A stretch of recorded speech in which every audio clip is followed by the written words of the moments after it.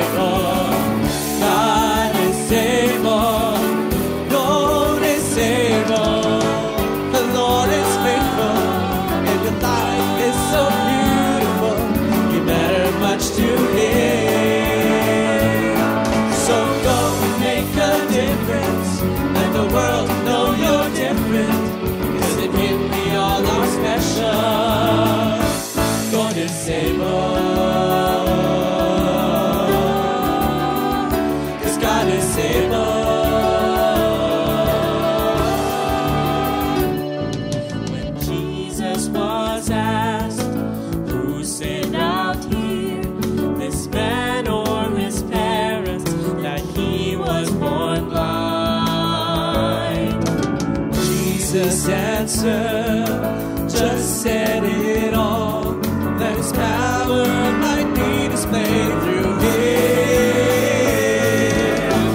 God is able, God is able, God is able, God is able. The Lord is faithful, and your life is so beautiful, you matter much to him.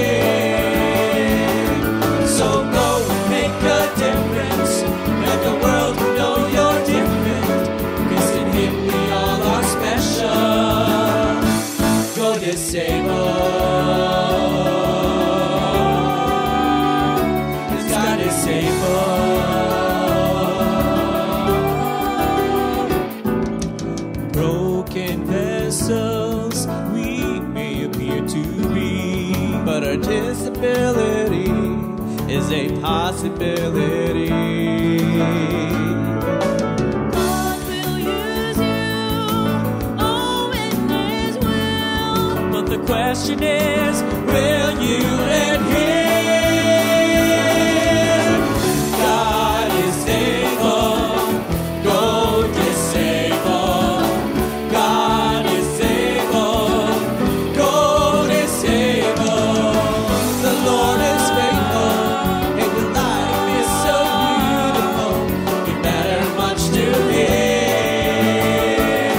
So go and make a difference, let the world know you're different, 'cause in Him we all are special. God is able, 'cause God is able.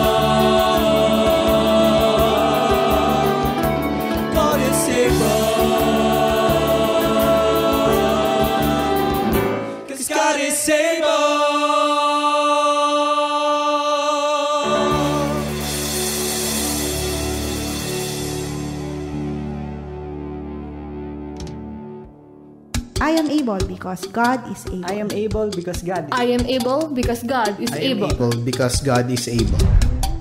Able Talk. Kaya mo, kaya ko.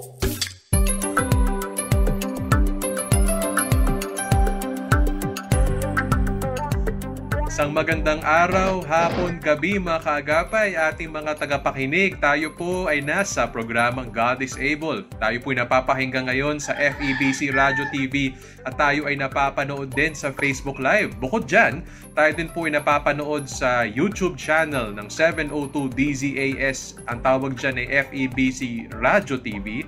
At tayo din po ay napapakinggan, napapanood sa cable sa ating partner television channel, ang Channel 185 sa GCTV tuwing alas 9 hanggang alas 10 ng umaga tuwing linggo. Ang God is Able, tayo po ay miyembro ng kapisanan ng mga broadcaster ng Pilipinas at ngayon. Bukod sa Facebook comment, pwede rin po kayo mag-reach out sa amin po sa aming smart number 0999-223-5675 at pwede rin sa Globe 0916-296-6620. Pwede rin tumawag sa mga nagla-landline pa ho dyan. That's 8654-3322 local 401. Ang God is Able po ay nandito dahil nagbibigay po kami ng serbisyo para po sa mga persons affected by disability. Ang tawag namin sa kanila ay PADS, Persons Affected by Disability. Napakarami po nila, libo-libo, milyon-milyon sa mundo. At bukod po sa may kapansanan, apektado po ang kanilang pamilya at ang kanilang komunidad. Naniniwala tayo na kung susulong ang ating bansa, at alam ko, iba sa inyo pinagpe-pray. Sino ang tamang iboboto sa darating na eleksyon? Sino ang mga tamang leader ng bansa?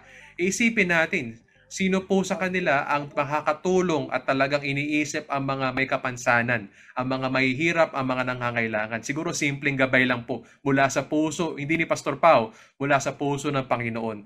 Iboto ho natin po, pangarapin ho natin magkaroon tayo po ng compassionate leaders, a compassionate president and a compassionate set of leaders na talagang may kaalaman, puso at kakayanan para ho ipanalo ang mga may kapansanan, ang mga nangangailangan sa lipunan. Dahil kapag panalo sila, kapag ang mga may kapansanan ay may pag-asa, kapag sila ay may buhay, may edukasyon, pero higit sa lahat, bukod sa edukasyon, bukod sa trabaho, kapag may Kristo sila, kapag may Panginoon tagapagligtas sila at may buhay sila, panalo ang buong bansa. At napag-usapan na pong ating bansa, ang ating panauhin ho ngayong umaga na ito ay mula ho sa, I think in terms of technically speaking, yan po ay Central Luzon. Sa gitnang Luzon po siya galing, sa lalawigan po, napakagandang lalawigan ng Zambales. At nakakatuwa po, sa umpisa ng taon po ay nagkaroon po ng gawain po ang God is Able sa kanila pong lugar dyan po sa Masinloc, Zambales, sa bandang North Zambales. At sila po ngayon ay parte ho natin bilang bagong partner natin para ho abutin ang mga PADs. Ayoko na po i-delay. Pakilala ho natin ang bago nating kaibigan, Pastor Neil Heroca. Pastor Neil, magandang araw sa iyo. Magandang araw po. Kamusta po kayo dyan sa Zambales today? Okay naman po. Ayos naman po pati yung panahon. Okay naman. Nakikisama naman po yung panahon sa mga oras na ito. Ayan. Hilingin ko lang, Pastor, na lapit ka po sa mic para mas marinig ka po na ayan. Kamusta po ang church po ninyo dyan? Ano po ba ang pangalan ng inyo pong church at kamusta po? Kami po ay United Methodist Church. Ano po?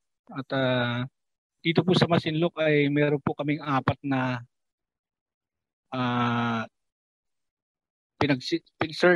church. Ano po? Yung una po yung main church namin sa Inhubol, Masinloc. Tapos meron po kaming 3 mission church sa Kilometer 10, sa Mount Bunga, at Santa Rita.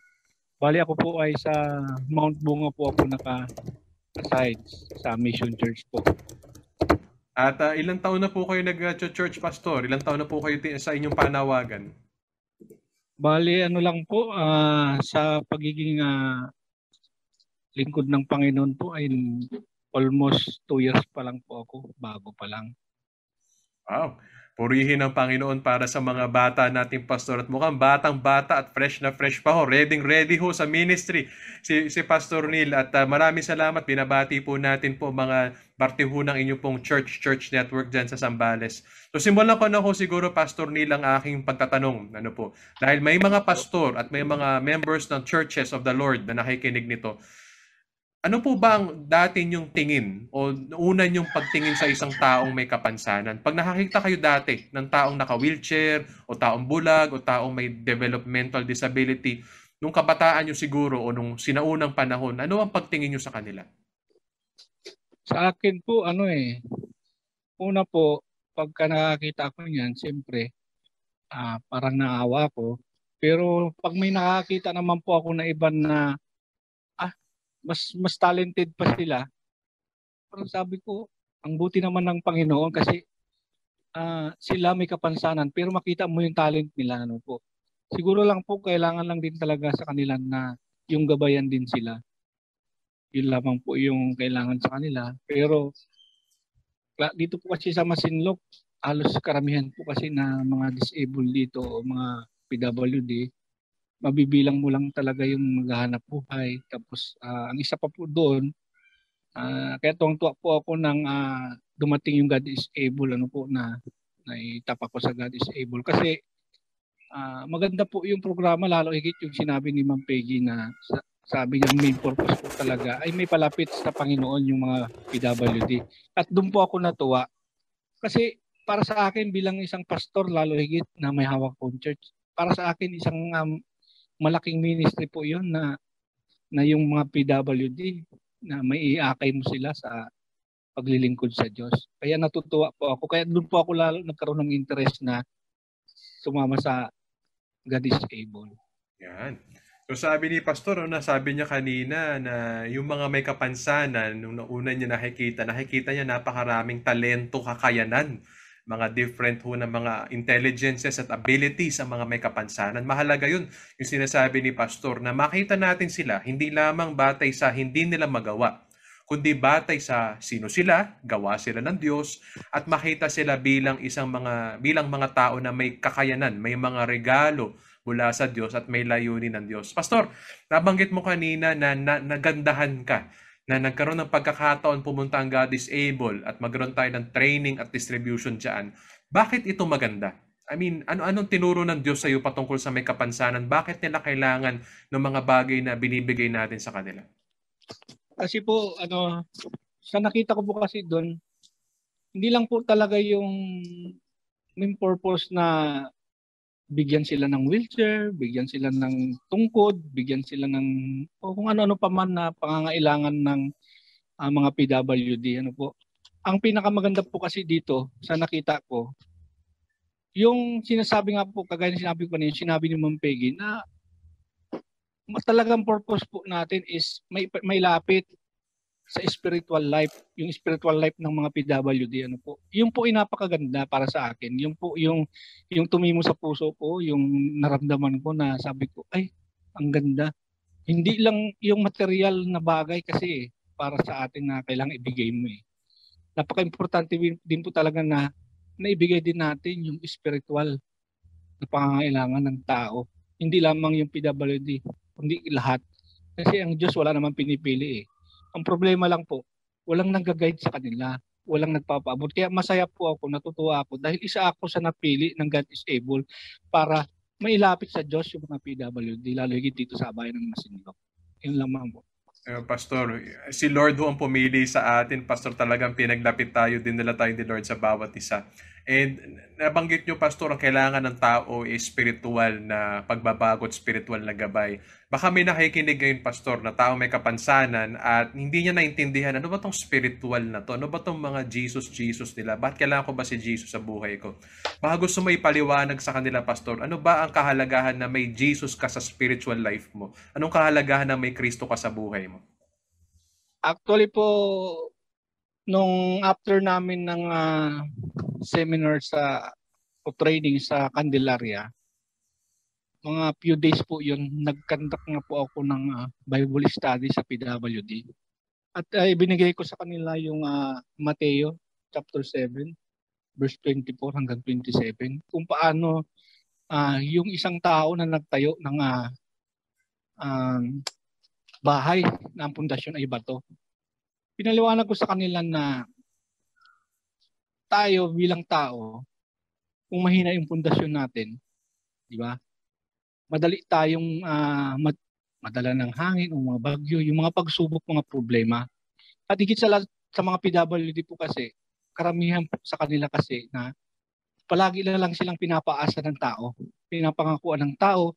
Pagdating ng time, hindi na itutupad, nasasaktan sila.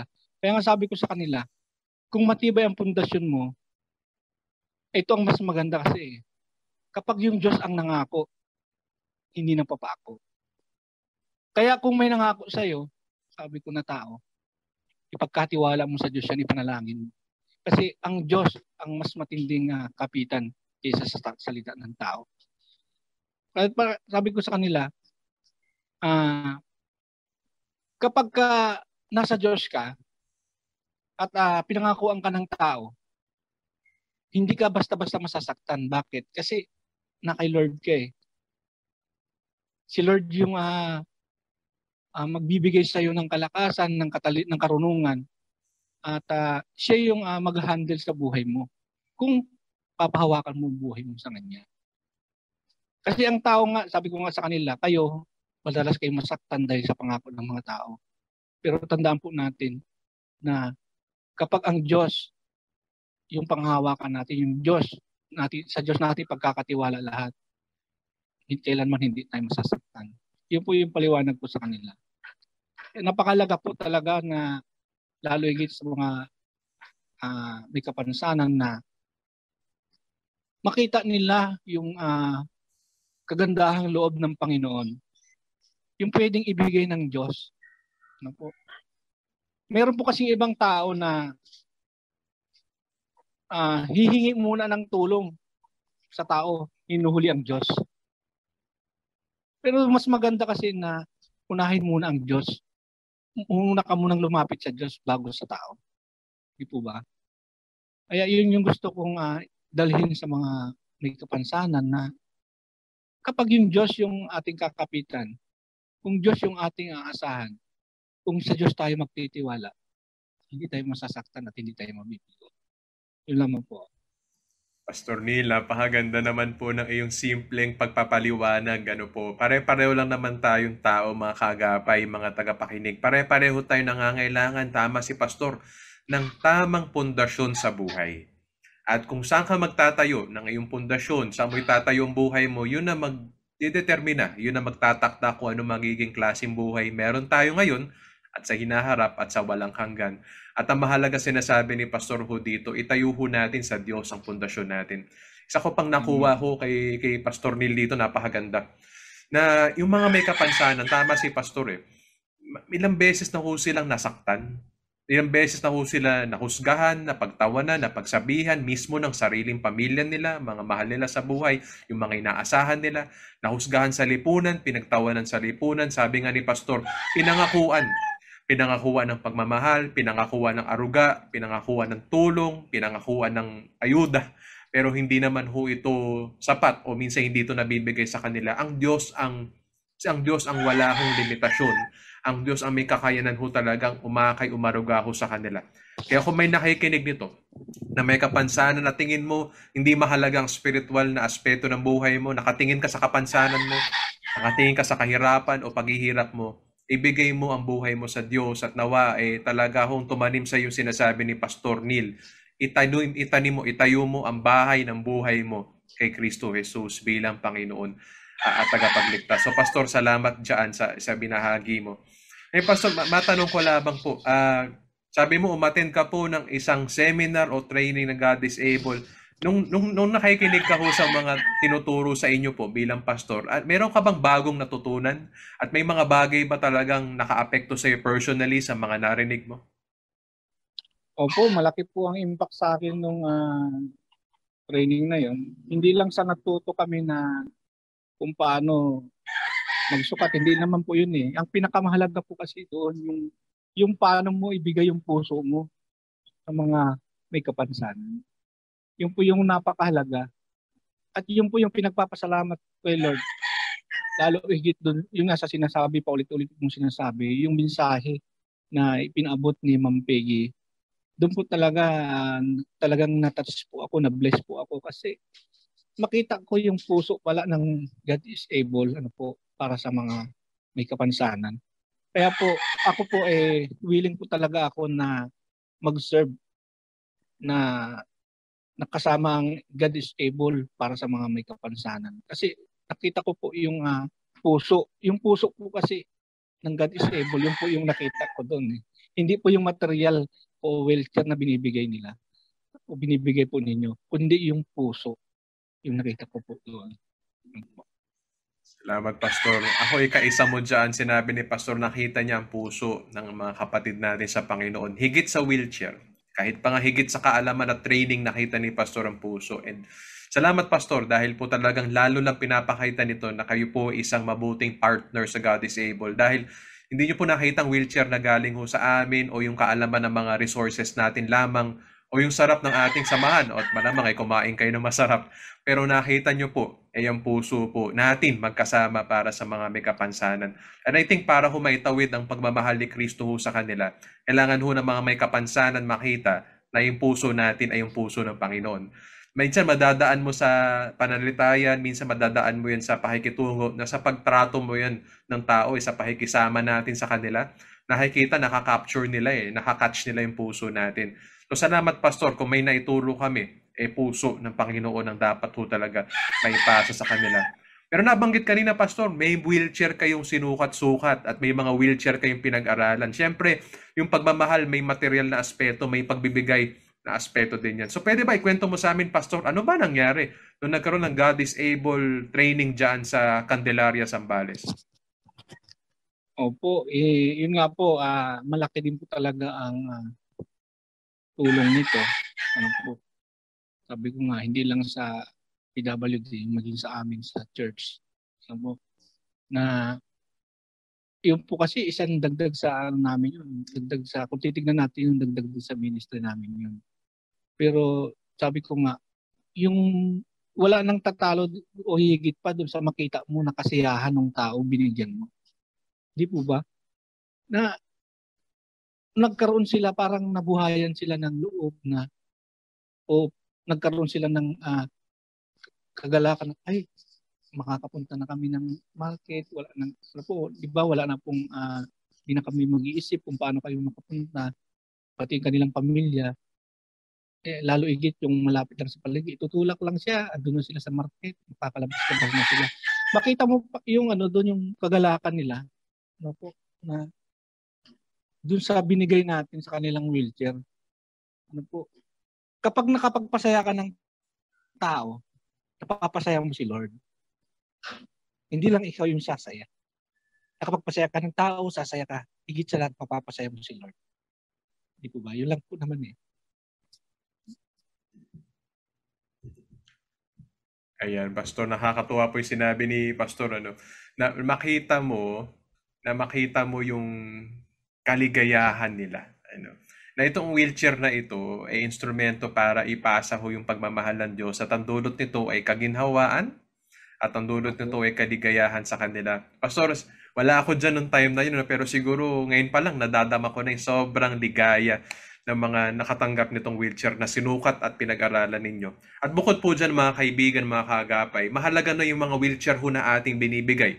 Yung mga tinatawag na assistive devices na ating binabahagi ay talaga hong angkop at sukat para ho sa may kapansanan. Kaya ho si Pastor, biruin nyo, si Pastor Neil, Pastor ho yan, bagong pastor, sobrang nag-iinit, nag-aapoy para sa ministeryo ng Panginoon, ay nagpasailalim sa isang wheelchair assessment at training program. Ay dahil po bahagi ng puso ni Pastor, kailangan niyang ihanda ang sarili niya para ho mas maging epektibong minister sa kanila. At bahagi ho dyan yung pagsusukat ng wheelchair. So kahit si Pastor ay natuto ho magsukat at mag-angkop ng wheelchair. At yun nga po, Pastor, nakita ko yung pictures Binigay niyo po yung mga wheelchair. Baka gusto niyo po may kwento sa mga nakikinig sa atin. Ano po yung mga nangyari po nung binigay niyo wheelchair? Sabi niyo, numiti sila, sumaya sila, makakapamalengke na sila, makakapasyal na sila. May mga nakwento ba sila sa iyo? May mga papuri, pasasalamat ba sila sa Diyos na na-share sa iyo? Opo, talagang yung isa nga na bigyan din namin ng wheelchair, hindi lang isa,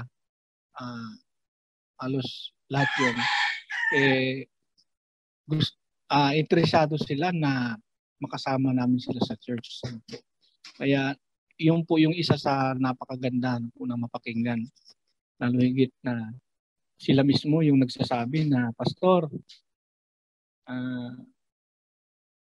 magsisimba po kami sa inyo. Di po ba napakaganda na hindi na ikaw mismo yung mag-i sa kanila, yung sila na yung mismong magsasabi sa iyo na voluntary na silang pupunta ng church. Di po ba? At regarding po doon sa sinabi nyo nga po na yung sa pagsusukat na yung training namin sa pagsusukat, nakita ko din talaga doon yung mahalaga din talaga na kapag nagbigay tayo ng wheelchair, yung talagang angkop din sa kanila. Kasi hindi pare-parehas yung kalagayan ng pasyente. May maggalaw, meron naman na yung paa medyo nahihirapan. Kaya napakahalaga din yung training namin, yung natutunan namin din sa kung paano mo bigyan ng tamang angkop ng wheelchair yung pasyente. Kasi po, pag nabigyan mo siya ng hindi angkop sa kanya, baliwala lang din po yun. Diba? Parang nagbahagi ka ng salita ng Diyos sa kanya. Tapos yung binahagi mo, Kasi hindi basta-basta magbahagi ng Diyos eh. Titignan mo din yung sitwasyon ng tao eh. Kung ano yung sitwasyon niya, kung ano yung pwede mong ibahagi sa kanya. Halimbawa kung bata, matanda, meron kang pwedeng ibahagi para sa kanila. Eh paano na lang yung kausap mong matanda, halimbawa, eh yung ibinahagi mo pambata. Di ba? Kaya kailangan alam mo yung ibibigay mo. Alam mo yung bibitawan mo. The Word of God. Di ba? Yung alam mo na titi mo sa puso niya, yung mapapakinabangan niya. Di ba? Kaya, yun nga po, yung sa training na yun, isa po yung sa nakita ko na hindi lang pala basta magbigay ka. Kapulot ka dun eh. Na hindi lang pala basta magbigay ka. Kundi tignan mo yung tamang angkop para sa kanya. Yung tamang ibibigay mo sa kanya. Kailangan halimbawa, isa pang halimbawa. Bigyan mo siya ng kape, mas kailangan niya pala bigas. Di ba? Parang ganun. Kaya, napaka-importante, napakalagan na dapat makita natin kung ano yung pwede talaga nating ibigay sa kanila na mapapakinabangan nila. Ano po? Hindi yung bibigyan man natin sila, useless lang din. Di po ba? Hindi nila magagamit. Yun lang po. Tama yun, Pastor eh. No? Parang tama si Pastor eh. Kung pwede natin ibigay yung kape at yung bigas, ibigay na natin pareho. Kasi may wheelchair kang bibigay. Aanin niya yung wheelchair, kung wala naman sa kanya yung salita ng Diyos, sasayangin lang din niya yung wheelchair niya, yung kanyang buhay, ay hindi siya mapapalapit sa Diyos, patuloy siya magiging miserable. Kahit pa ho, dekalidad at kahit mamahaling wheelchair pa ho ibigay sa kanya. Sa kabilang banda, sayang din naman ho na magbahagi ka ng salita ng Diyos, pero wala naman hong pagtulong. Hindi mo maikonekta sa kanya yung salita ng Diyos dahil kailangan niya ng wheelchair eh. Kailangan niya ng maupuan, kailangan niya gumalaw-galaw, kailangan niya mag-exercise, kailangan niya makapasyal sa tabing dagat, kailangan niya mamalengke. Yun ang pumipigil sa kanya bakit hindi niya ko ma-enjoy yung salita ng Diyos eh. May obstacle. At ang ginawa ng Panginoong Jesucristo, inalis niya yung obstacle na yan at maaaring gagamitin niya yung wheelchair para ho mas lalong tanggapin ng taong nito yung salita ng Diyos. Kaya sa mga nakikinig bigay natin yung kailangan.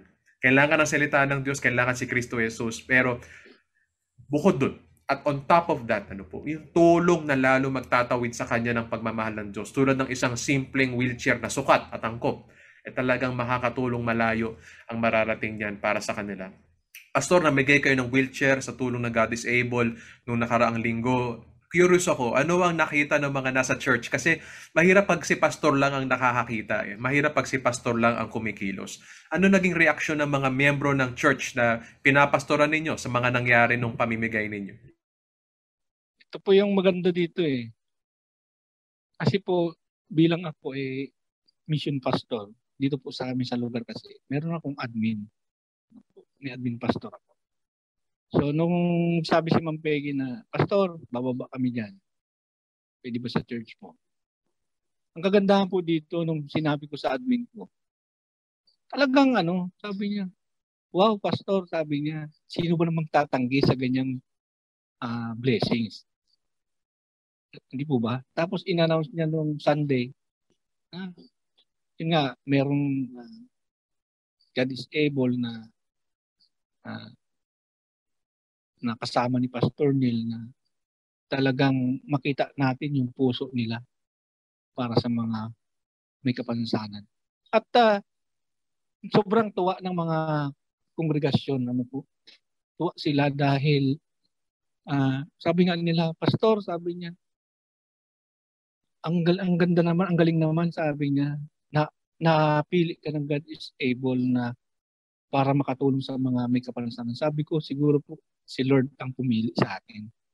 Ginamit lang yung God is able sa kanila. Kaya tuwa talaga po sila. Yun po talagang grabe yung impact na nangyari. Yun po. So siguro, Pastor, sa sobrang tuwa nila, sa susunod na pagbisita natin dyan, sa mga follow-up natin at rehab natin, maasahan na nating uma-attend at makpa-participate na sila, Pastor, no? Opo. Sure po yan. Purihin ng Diyos. At ayun nga po, hindi lang naman yung may kapansanan po ang magiging masaya ho dito. Ang church, magiging masaya. Parang discipleship lang naman yan eh.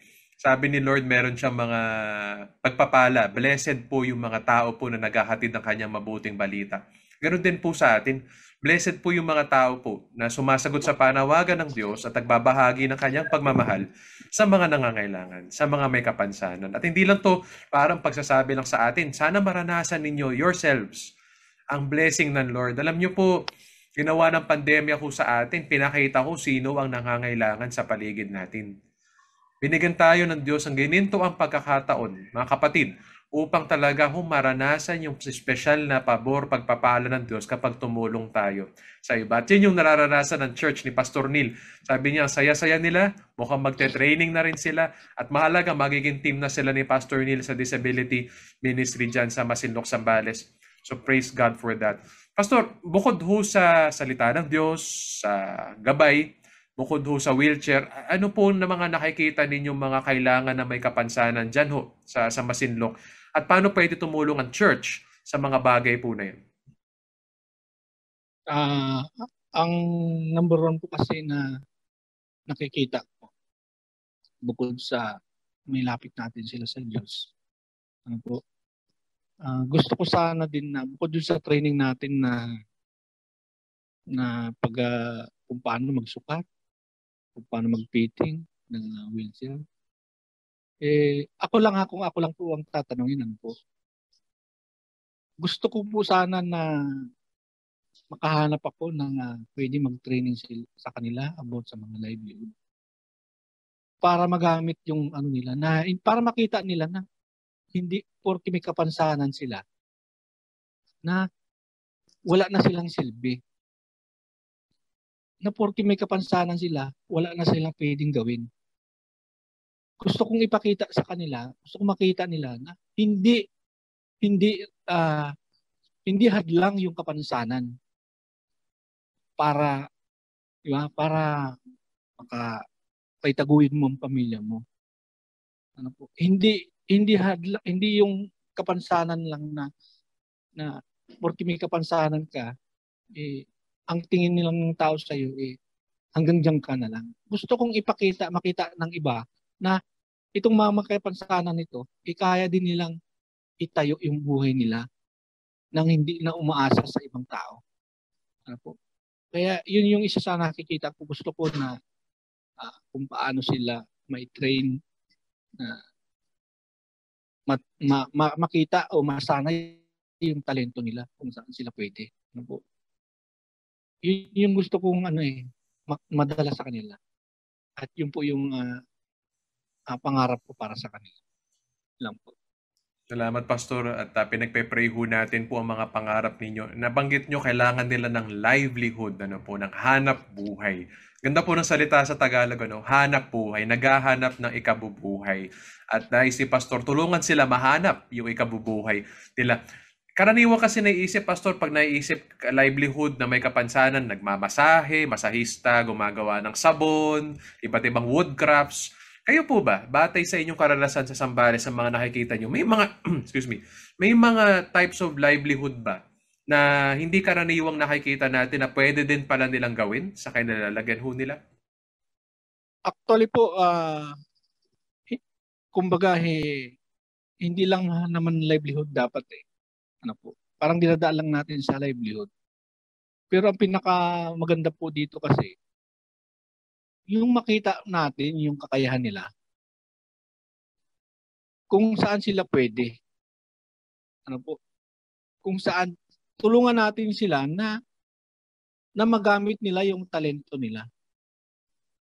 Kung ano yung talento niya, halimbawa, may talento pala siya magkukulikot ng mga gamit, appliances, di ba? Talent niya yun. Pero dahil sa kulang pa yung education niya about doon, dagdagan natin para mas lalong mag-level up. Parang ganun. Di ba? Kung saan natin nakikita na kung saan siya pwede, kung ano yung talent niya, tulungan natin na mailabas yung talent niya. Parang ganun po. Na po.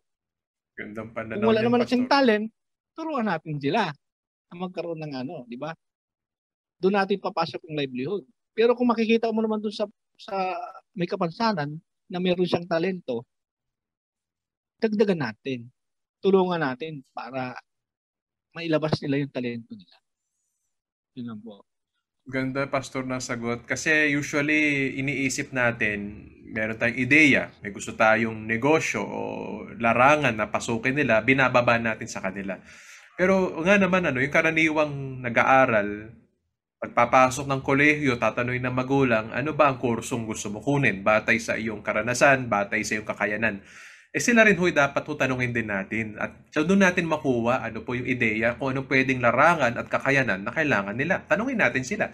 Ano bang nakikita mo para sa iyong sarili? Ano bang blessing ni Lord sa iyong mga giftings at abilities? Ano bang passion mo? Ano bang nagpapatayo sa iyo sa umaga o nagbibigay sa iyo pag-asa na kahit naka-wheelchair ka, may kapansanan ka o bulag ka o ikaw po ay hindi makapag-isip na maayos pero ikaw po ay merong bagay na ginagawang na-enjoy mo? Ano ba yung bagay na yun? Yun po yung mga bagay na dapat po talaga ay makuha natin in relationship. At tayo kasi, mga kaibigan, mga kaagapay, whether church man, NGO man, kahit gobyerno man po nakikinig nito, minsan may ideya tayo, binababa na lang natin sa kanila. O gawin mo to ha, may ideya akong negosyo, gawin mo to. Pero yung sinasabi ni Pastor, kilalanin natin sila, abutin natin, at from there, from relationship, makita natin ano ba yung angking kakayanan ng taong to. Kasi may kanya-kanya tayong kakayanan pati may kapansanan, i-discover natin ang mga kakayanan nila. So Pastor, natanong ko rin kanina, ano tingin mo ang role ng church dito? Kasi syempre, ang gobyerno may mga livelihood programs yan, may mga NGO, pero tayo sa church, paano tayo pwedeng makisama sa ganitong tugon na magbigay ng pagkakataon sa mga may kapansanan? Kami po, lalo higit ako sa akin personally. Ako po talaga nag-iisip talaga ako kung paano ko sila matutulungan. Kasi ang church po kasi, hindi naman po kasi lahat ng church talaga is pagdating sa financial,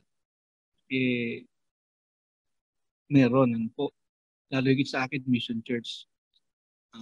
Pero, hindi lang naman dun sa financial natin sila pwedeng tulungan Diba? Ang pinaka-importante diyan, yung bigyan mo sila ng time. Ihanap mo sila. Hindi mo man kayang ibigay sa kanila yung pangangailangan nila, pero matutulungan mo silang pwede mong gawin na tulungan silang hanapan sila. Pwedeng magbigay sa kanila. Di po ba? Kasi hindi mo naman pwedeng akuin kung hindi mo kakayanin, hindi mo kayang ibigay. Kahit gusto mo, pag hindi mo kaya, anong gagawin mo? Maghanap ka. Yun yung tulong na pwede mong ibigay sa kanila. Maghanap ka na pwedeng makatulong sa kanila. Diba? I-connect mo sila. Ilapit mo sila. Yun yung importante doon. Diba? Yun po. Ayan, maraming salamat, Pastor. Napakaganda ng iyong sagot, Pastor. Sinabi ni Pastor na hindi mo naman kailangan akuin lahat Kami po sa God is Able, nakakarinig din po kami ng mga church at mga pastor na nagbubukas lang naman ang puso nila. Gusto namin yung disability ministry, gusto namin abutin yung may kapansanan, pero konti lang kami.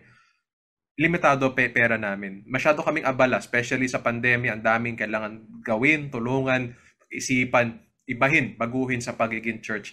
Tama sinabi ni Pastor, hindi mo naman kailangan solusyonan lahat ng problema sa mundo o sa buhay na may kapansanan.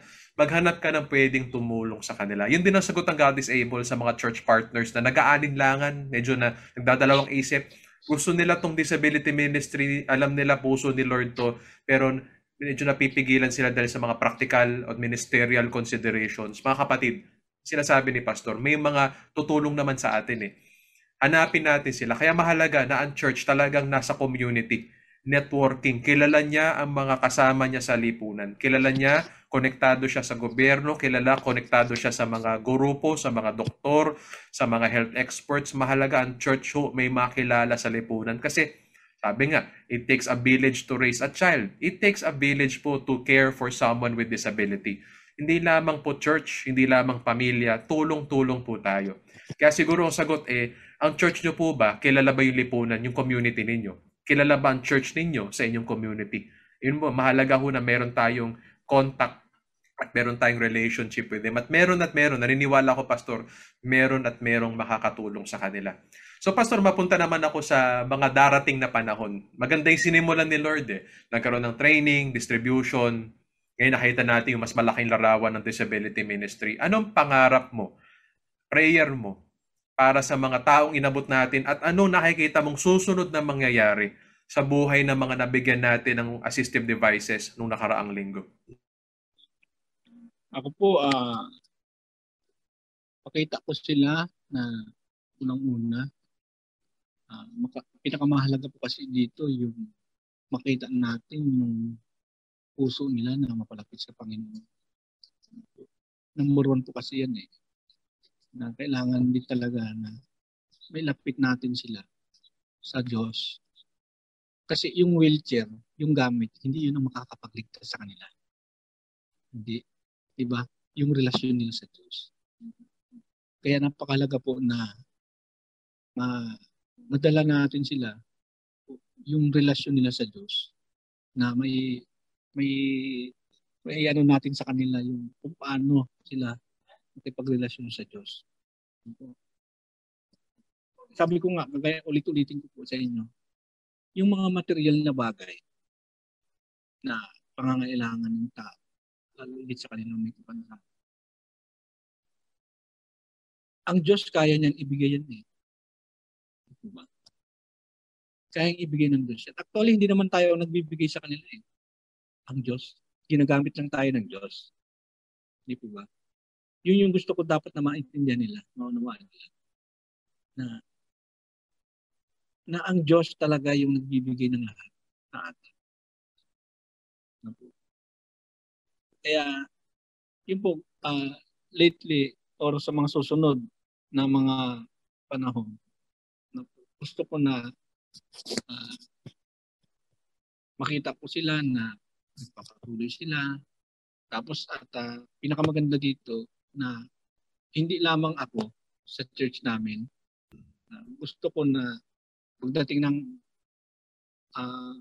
susunod na mga araw, buwan, panahon na makasama ko yung mga dati kong mga ka-church mate ko, mga membro ko, makasama ko na silang nagdi-disciple ng mga may kapansanan. At alam niyo po ba, kwento ko lang po sa inyo para po sa kaalaman din ng lahat. Yung nangyayari na pamimigay namin ng wheelchair nung nakaraan na po.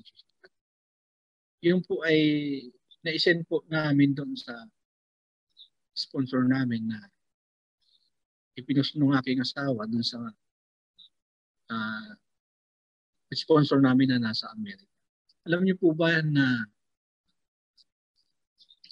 sabi niya, hindi naman natin, lalo yung bata, may bata po kasi, hindi man natin siya matulungan na may paggamot siya, pero pwede natin silang tulungan sa pagkain. Alam niyo po na nag-commit sila na magbibigay sila ng monthly grocery para dun sa bata. Hindi ba blessings? Grabe. Kaya tuwang-tuwa po ako dahil nakita ko yung pagkilos ng Panginoon agad-agad. Diba? Kaya ngayon nga po, ang araw na ito, bibili nga po kami ng grocery, dadali namin dun sa bata. Sa PWD. At yun po yung nakakatuwa na nagsisimula ka pa lang, ipinapakita na ng Diyos kaagad yung pagkilos niya. Di ba? Yung, alam niyo po yun na yung sabi nga ng Lord, diba? Nandiyan ka. Diba? Ibibigay ko lahat ang mga pangangailangan mo. Diba? Kaya natutuwa po ako. Isa po yun sa nakita ko na agad-agad yung pagkilos ng Diyos dun sa ministry na ito. Yun po. Maraming pong salamat. Naalala ko, Pastor John, sa kinukwento mo, yung sinabi ng Panginoon sa Matthew 6, diba? Sabi niya, hanapin mo lang yung kaharian ko, lahat yan dadagdag ko sa'yo. Yun eh. Pag kaharian ng Lord, puso ni Lord ang sinusulong mo. Sabi nga ni Pastor, agaran dumating yung tulong, may nag-pledge na magbigay ng pakakain ng mga may kapansanang inabot nila. Praise God, purihin ang Diyos, buhay ang ating Diyos. at talagang tapat siya sa kanyang mga lingkod. Ano po, Pastor?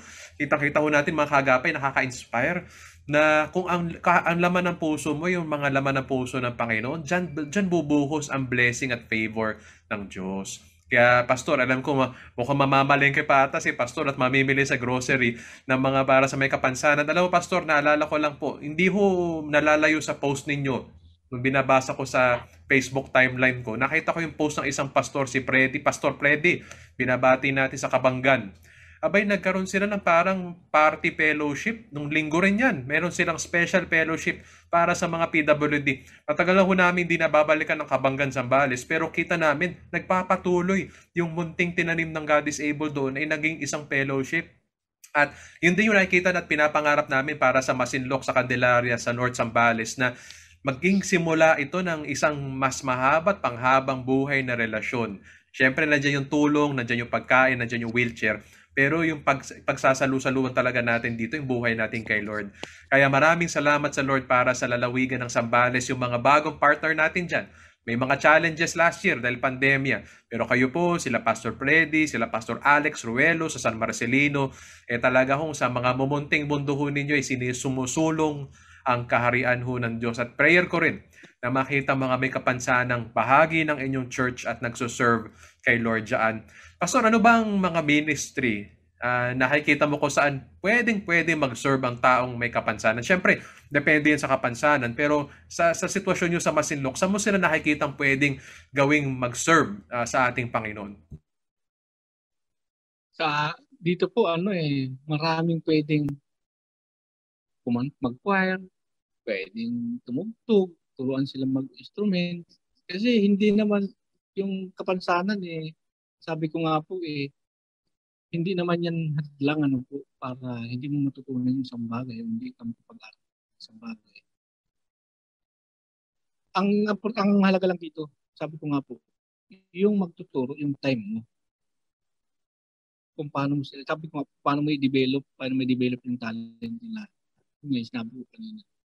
Pero kung ikaw, diba, hindi mo sila bibigyan ng time, hindi mo sila bibigyan ng hindi mo sila tutulungan, useless, di po ba?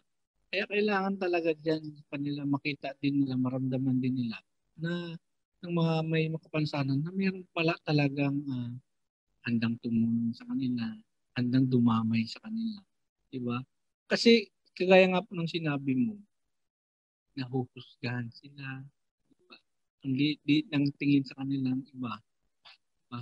Pero tayo, ito yung gusto ko Gusto ko na may paramdam sa kanila na mahalaga sila. Hindi lang sa akin, hindi lang sa tao, hindi lang sa komunidad, lalong higit sa Diyos. Sabi ko nga po, ang Diyos walang pinipili yung ang kriminal nagiging pastor Diba? Ikaw lang, may kapansanan ka. Pwede ka rin maging pastor. Pwede ka rin maging lingkod ng Diyos. Diba? Kaya sabi ko nga, kailangan lang talaga na may paramdam natin sa kanila, yung malasakit natin sa kanila. May ibigay natin yung time natin sa kanila. Dito ba? Yun po yung pinakamahalaga. Sabi nga nila, yung pagmamahal ay napapahayag sa time, sa oras na binibigay natin sa bawat isa. And sabi nga ni Pastor, wow, ako, kaysa mo ko dyan, Pastor, nangangarap na may kapansanan na maging pastor. Nawa mas maraming may kapansanan na maging pastor, worship leader, iba't ibang mga tagapaglingkod ng Panginoon sa kanyang iglesia. Kaya ako po ay kaisa ni Pastor sa kanyang panalangin. At sana nga po, Pastor, dahil sa munting mga ginagawa natin para sa Panginoon, makita pa natin habang nabubuhay pa tayo na makapag-raise tayo ng mga pastor na naka-wheelchair, pastor na bulag, pastor na mayroon pong developmental disability, o pastor na dumaan sa isang matinding mental health condition. Napag-pray natin na nagkaroon ng mga ganyang klaseng pastor sa ating hanay yung pastor. Naniniwala ako dahil napakagandang kontribusyon nila sa kaharian ng Panginoon. Siguro bilang pangwakas, Pastor, at kay bilis lumipas ng oras, napakaganda ng usapan natin. Anong panawagan mo sa lahat ng pastor at churches na nakikinig nito. Tiyak ako dahil ito ang abot ng FEBC, mga kapatid natin sa Panginoon na nakikinig nito. Ano ang iyo pong parang paanyaya sa kanila, ang mensahe sa kanila patungkol sa mga may kapansanan? Sa akin po, gusto ko silang i-encourage yung mga kapwa-pastor, kapwa-manggagawa na tignan natin, ibigay natin yung pwede nating maitulong sa mga may kapansanan. Sabi ko nga po, hindi lamang pinansyal o material na bagay na pwede nating itulong sa kanila.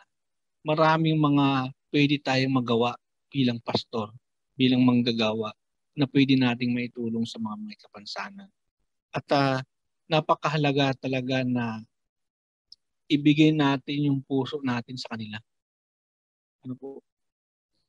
Sabi nga doon sa kasulatan kung ang mamahalin mo lang yung mga nagmamahal sa iyo, di ba? Hindi, di ba? Anong gantimpala ang tatanggapin mo sa Panginoon? Diba? Kaya kailangan lahat, diba? Wala kang pipiliin. Kung paglilingkuran mo lang o i-serve mo lang, yung alam mo makakatulong sa iyo, tapos yung hindi makakatulong sa iyo, di ba? Hindi mo papansinin. Mali 'yon, di ba? Ako hindi ko po sinasabing perfecto. Pero gusto ko encourage kung mga kapwa-manggagawa. Ibigay din natin yung puso natin para sa may kapansanan. Para makita naman nila, maramdaman nila na meron palang nagmamahal at nagmamalasakit sa kanila. Kung hindi may bigay sa kanila ng pamilya nila yon, ng kaibigan nila yon, tayo magbibigay din sa kanila. Yun lang po. Maraming salamat. At maraming salamat din Pastor Neil Hiroka mula ho sa Masinloc, Zambales. At nakaisa niyo po kami sa panawagan po na yan, na ibigay natin ang ating sarili para sa mga may kapansanan na talaga magkaisa ho tayo bilang body of Christ, na magkaroon po ng pananaw at pag-abot sa kanila. Pagpalain ng Diyos ang iyo pong ministeryo ng Panginoon dyan sa Masinloc, Zambales. At binabati po namin kayo dyan. I'm sure nami-miss na ni Peggy at nila Kuya Rolly at nila Doc Ferds ang tanawin at ang mga mabubuting tao sa Zambales. At sa mga nakikinig nito sa anumang lalawigan o lungsod, tara na po. Tayo po magsimula na ho ng isang partnership for the Kingdom of the Lord. Magmensahe lamang po kayo sa Facebook page ng God is Able. God is Able International Foundation. At gaya po na pinapatotoo ni Pastor Neil at ng mga iba't ibang partners ho natin po saan man sa Pilipinas, sa abot ng grasya ng Diyos, talagang malayo ho at mabuti ho itong mararating at magagawa ho natin together. Muli, salamat sa iyo Pastor Neil at salamat po sa church na pinagkatiwala sa iyo ni Lord dyan. Natapos na naman po ang panahon na binigay sa atin ng Lord para mag-usap-usap mga kaagapay. Pwede nyo po i-comment dyan sa baba. Ano po ang mga natutunan ninyo? Ano po ang mga pangarap, panalangin nyo para sa mga may kapansanan? Tandaan po natin, ito po ang God is Able at ang serbisyo po natin ay para sa mga PWD. Muli, binabati po natin ang mga nasa FEBC Radio TV, ang mga nasa Facebook Live, nasa YouTube channel, maging mga nanonood sa GCTV 185 kapag Sundays. Ako po si Brother Paulo Sanchez. Ito po ang programang God is Able. Laan ay katatagan at pag-asa sa mga Filipino PWDs. Tunay nga po, saan man sa Pilipinas, saan man sa mundo. Naniniwala tayo from disability to possibility. God bless you po. We love you. God is able. From disability to possibility.